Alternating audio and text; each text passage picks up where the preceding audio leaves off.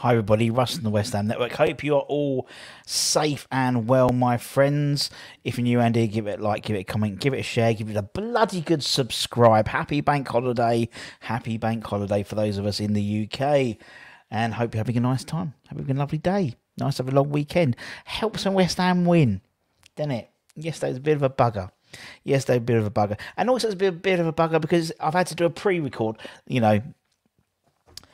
Obviously, for those of you who turned up to watch me on the morning show, you found out I turned up 2.5 hours early for the game, thinking it was a 2 o'clock game, not a 4:30 game. And as such, I've got lots of stuff to do for Mrs. Budden to make up for it. Anyway, so that's why I'm doing a pre-record, basically. To give you my thoughts, give you my ratings. And I want you guys to give me your ratings afterwards. So in the comments, just give us every player, not individually, not Fabianski. No, just like in one comment, give us your ratings and your general match review.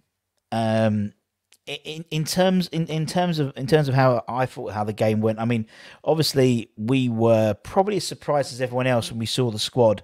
We saw what was being picked.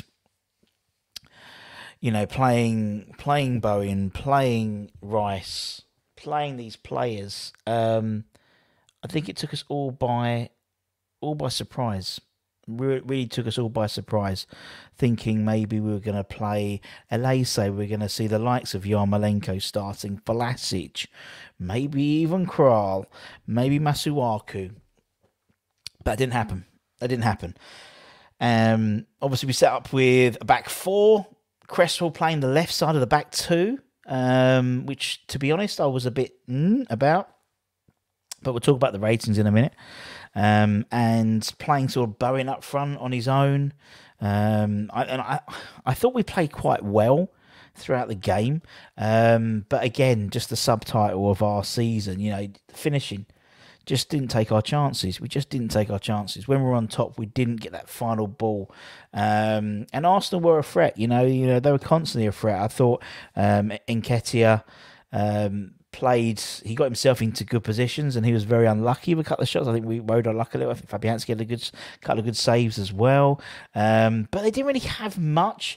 Martinelli was a bit, didn't really see Martinelli much. I don't think we pressurised their back four enough, particularly Rob Holding. We didn't really get in his face, what we were trying to do, it seemed, we were just unlucky at times. It was like, again, we've had this all season, for certain periods where we've had purple patches. Passes just the passes find the right man and they zip through and they'll go through the person's legs. But when we're not on it, when it's just not clicking, it just looks really bad. And I just thought at times that we let ourselves down a bit. The game, the crowd was, I thought we all were a bit flat. I was a bit flat. I was like a bit, and if I was like that and the crowd like that, the players must have been felt a little bit like that. It was good to see Mark getting a start, possibly his last ever start for West Ham. I think someone put on Twitter, he's something like 129 London derbies he's been involved in, or something ridiculous like that. So fair play to him, and I thought he had made a good account of himself, considering, it's the intensity of Arsenal. They're not as pleasing on the eye as they used to be. The likes of Omri and they're much more workmanlike, particularly in that middle with Xhaka and El Nenri. But they, it's always bloody Arsenal, isn't it? It's always bloody Arsenal. I think now we've got a club record 34 Premier League defeats against Arsenal, something like that. We've lost to Arsenal more than any other club in the Premier League, I believe that's what the BBC website said. But yeah, it was just frustrating. And talking to Anton after the game as well, the same thing. We thought we played well, but that final third, not a disheartening defeat, a bit like the Chelsea game. I thought it was good to give Souček a bit of a rest, although they brought him on, but a little bit of a rest, because I think he would benefit better from a rest than maybe Declan Rice. Declan Rice is a machine and just keeps on going. You know, he's like a Duracell bunny, whereas Souček, and again, it might be the way he holds himself and the way he runs, but he always seems a little bit leggy in my opinion. But anyway, we're gonna do the ratings as we always. If you don't, I mean, you know, these are just my ratings. You'll agree or disagree. There's no doubt about that. You're either going to agree or disagree. So let me know in the comments what you think, and then we'll be back to normal for the rest of the week. It's bank holiday, and it's just a nightmare. So let's start with Mr. Lucas Fabianski, and I'll give you my thoughts. So I thought actually, you know, he made some good saves. A couple off, one off Nketiah, one off Saka. I don't think he could have really done anything with either goal, to be honest. I mean, both goals were poor marking. Both goals, the person who scored, you know, he basically lost his marker. The first goal was a bit strange in terms of, I think, who was marking Rob Holding, but we'll come to that. But yeah, I thought, again, the frustrating thing with Fabianski is sometimes his distribution lets him down just as we need him. I think it was right at the end, he had a free kick and he just overplayed it. Like, he put another 2 yards in it to Bowen, and it was really frustrating. But I thought he had a good game. Obviously, he conceded goals, so you're not going to get an 8 or a 9. Because your job's to keep him out. Doesn't matter if you know, and there's nothing wrong with that. But as I said, he made a couple of good saves. A couple of times he was in the right position at the right time. I mean, when you see at Ramsdale how far he's out in this box, and sometimes you wish that Fabianski was a little bit more like that, but maybe because a slightly younger Fabianski. There's a couple of times in the second half where Nketiah broke, and you thought if Fabianski was just outside of his box, he would have intercepted that before there was even any more threat of Nketiah coming through. I mean, we can't defend against pace. We're not a very quick defence at all. So, you know, every time he had the ball, I thought he looked dangerous. Saka was a bit quiet, I thought. As I said, Martinelli was a bit quiet. Odegaard didn't really seem to get much into the game. I think we quite dominated that midfield. But when they had their chances, they looked dangerous. They looked dangerous every time Nketiah had the ball. It was either going, you know, it was either save or it was just wide. And we didn't have that. Now, obviously, I know Nketiah, his contract is up in the summer, and we were one of the clubs look at him. Maybe after that little fracas at the end, maybe he's not going to come now. But anyway, so Mr. Fabianski, I gave a 6. I thought he had an average. He had a good game. It wasn't a poor game. It wasn't an outstanding game. It was a game. Let me know if you agree or disagree. Let's move on to Ryan Fredericks. Obviously playing an unusual position for him, playing left back, and I felt for him. Playing left back, particularly against someone like Saka. Now, clearly, obviously, the idea was his pace was going to match Saka's pace. But the trouble is, because he was left-sided and he's predominantly right-sided, his body position was always slightly awkward, particularly when he had the ball in possession. He would sort of cut, so he wouldn't sort of go around the left. He would cut inside, and he just looked a little bit awkward. He had a tough afternoon against Saka. There's a couple of times he hit past him, but not too many that I would go, oh my God, he was useless. But it's never easy when you're a right-sided player playing on the left. It takes a certain player to do that. I mean, you look at how Ben Johnson, he does it reasonably well at, I think, and he's quite young, so it shows how good Ben Johnson is. So for me, I gave Ryan Fredericks a 5. I didn't think it was a particularly good game for him. We didn't exploit his pace.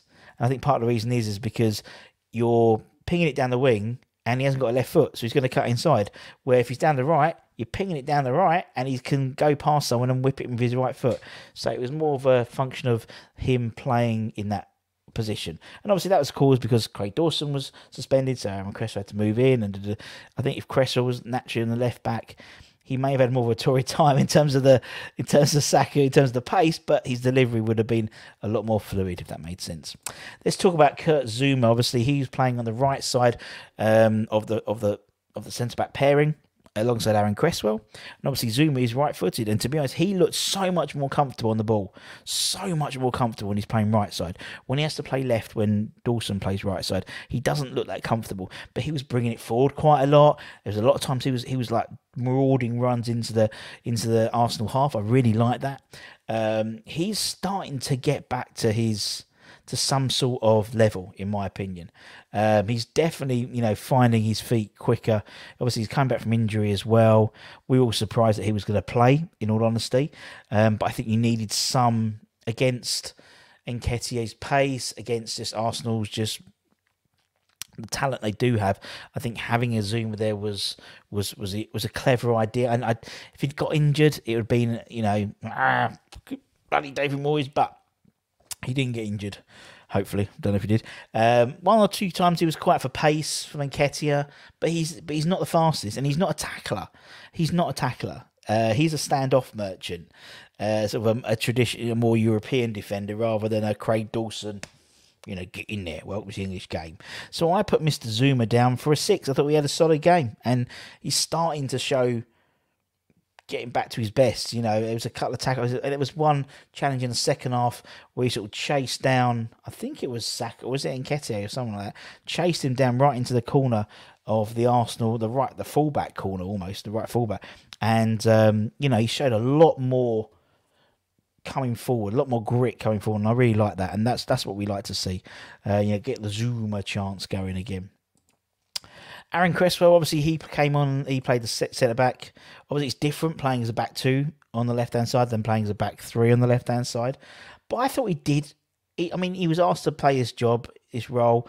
I don't know if it's the first time he's actually done it as a second centre-back. But I thought he did a good job. I thought he did a solid job. But he still managed to get forward quite a bit. I thought he sort of managed the role quite well. I was talking, I was looking at the team, and I said to Bianca and Martin, I was like, not sure about Cresswell, but it's like needs must, wasn't it? Well, needs not necessarily must. You could have better Lacey him, but obviously he has loyalties to the first team, to the senior players, and Cresswell came in, and I thought he did a decent job. So I put him down for a 6. I thought he did a decent job. Nothing spectacular. At the end of the day, the defence conceded 2 goals, so they're not going to get 7s or 8s really. Although saying that, what did I give Soufal? I gave him 6 more. Soufal, obviously, he played right back. I thought he had a really good game. I thought he had a good game. Always a threat going forward. Their left back Nuno, he didn't like that. Nice little interplay between him, Bowen, and Fornals, particularly in the first half. Some nice little passes, and got some decent crosses in. He set up the Bowen's goal with the initial cross. Well, it wasn't really a cross. He sort of like drilled it in, didn't he? And then sort of Bowen sort of did a list volley thing with his left foot, and I put him down for a 6. I thought Soufal played quite well. I thought we had a good game. Mr. Martin Noble, unsurprisingly, maybe I thought he was going to start, and it was actually great to see Mark. Obviously, probably the last game he's going to ever start for West Ham. Probably. I thought he played well. He had that tenacity, that sort of bulldog spirit, which I love with Mark, particularly in a London derby. Obviously, Arsenal are fast, quite a pacey side, and he's not the paciest, but he didn't give up. I think Deck obviously outshone him, but he was tidy. Didn't give the ball away too much. He never does, Mark. He's still, although he passes like cross or back, but sometimes he passes forward. He was quite tidy, I thought. So I put him down for a 6. Again, these not going to be breathtaking scores. Let's talk about Declan. Another sort of mesmeric, great performance. I thought he played a very good game in the middle of the park. He looked a class above everyone else in midfield. Both sides. Best central midfielder on the pitch by far. Little thing at the end, with that sort of little coming together of Nketiah, and with he's at the time he's the captain, and Ryan Fredericks was pulling him away. I think Soufal was pulling him away. We like it, but it's like sometimes I just thought it was a little bit.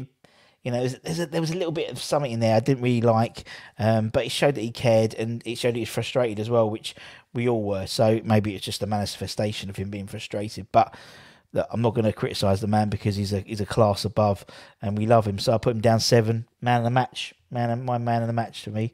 Let's move on to Mr. Pablo Fornals, the fornicator. Couldn't really get. I mean, all three. You know, if you look at that trio behind Bowen, no one really got into the game. You know, Benrahma, Lanzini, and him all were bits and starts. No one sort of dominated behind Bowen, and I think, you know, that was, for me, he was probably the best of the bunch out of those three. Few sights of goal, few shots, but they kept getting blocked. He just couldn't really get into the game much, which is frustrating. But his energy was there, and it showed that obviously when they took off Manuel Lanzini instead of taking off Fornals and moved Fornals into the middle, that shows, you know, to me that Moisey really rates Pablo. That's twice now where I think maybe Lanzini staying on would have been the better option.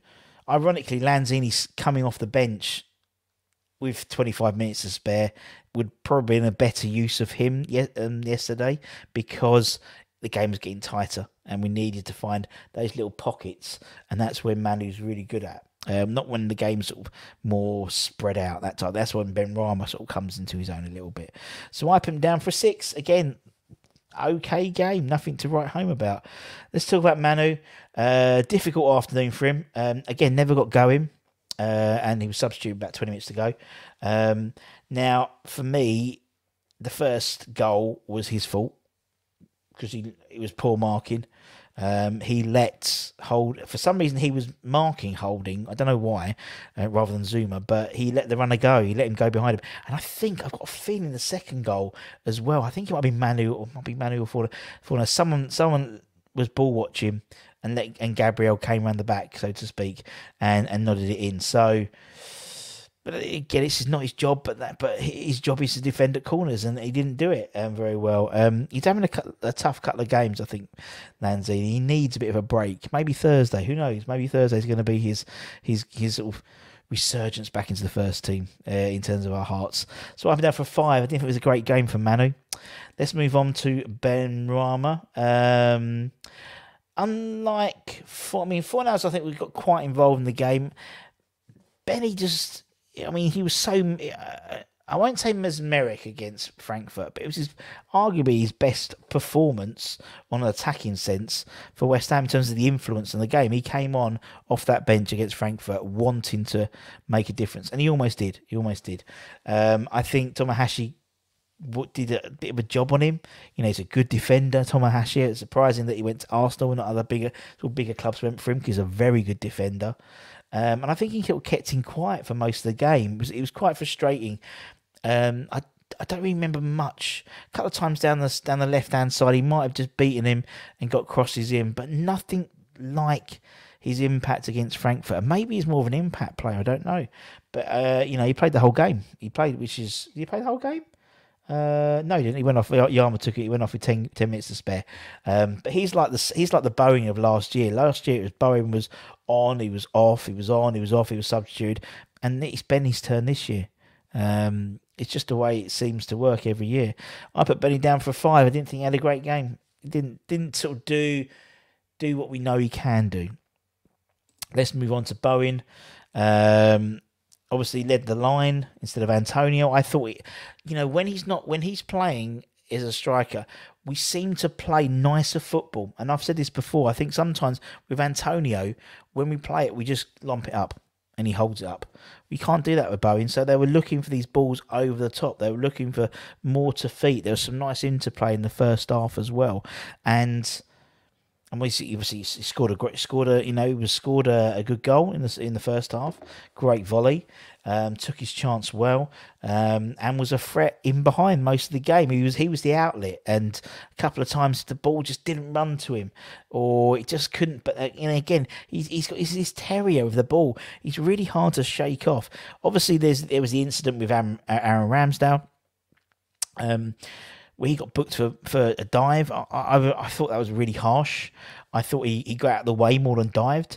I think if his leg was there, Ramsdale would have been sent off, and probably Bowen won't be playing on Thursday, because actually, if you see how he was going, Ramsdale's studs were up when he was sliding in. I thought it was a dangerous tackle. I was surprised nothing more came out of that.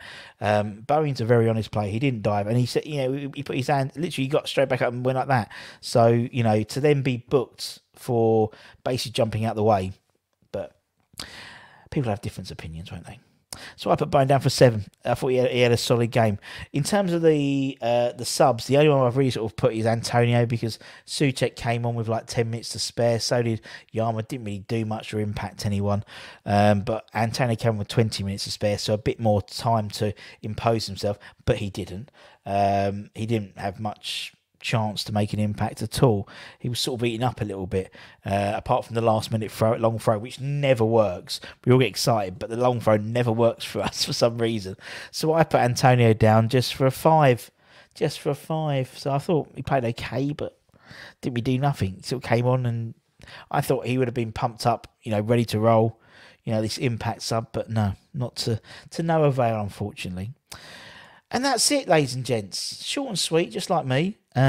What did you think? Do you agree, disagree? Let me know all of your ratings. Just do it in one comment. Don't have to you can, but it'd be quite boring to read.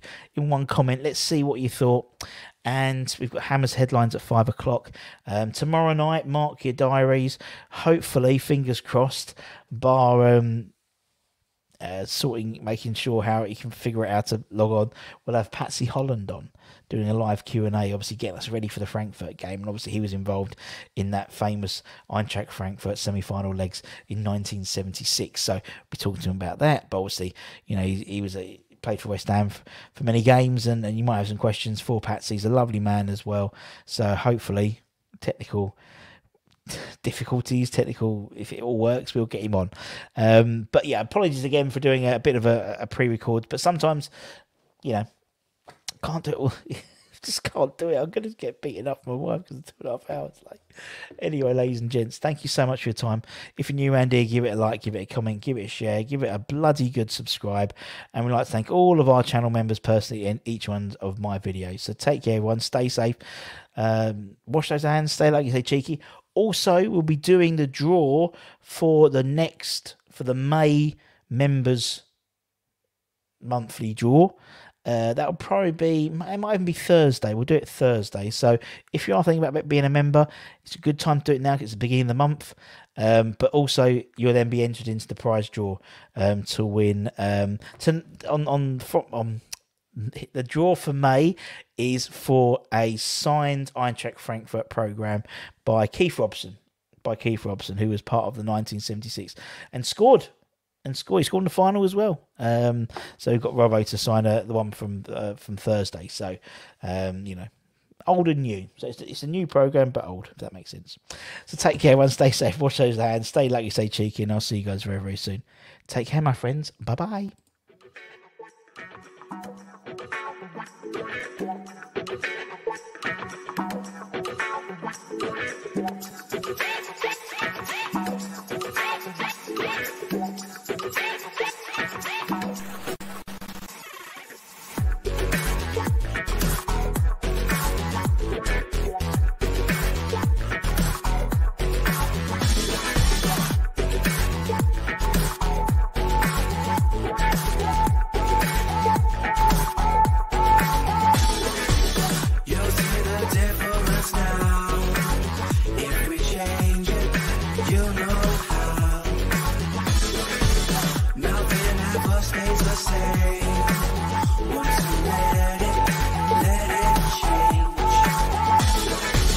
It's like a family tree.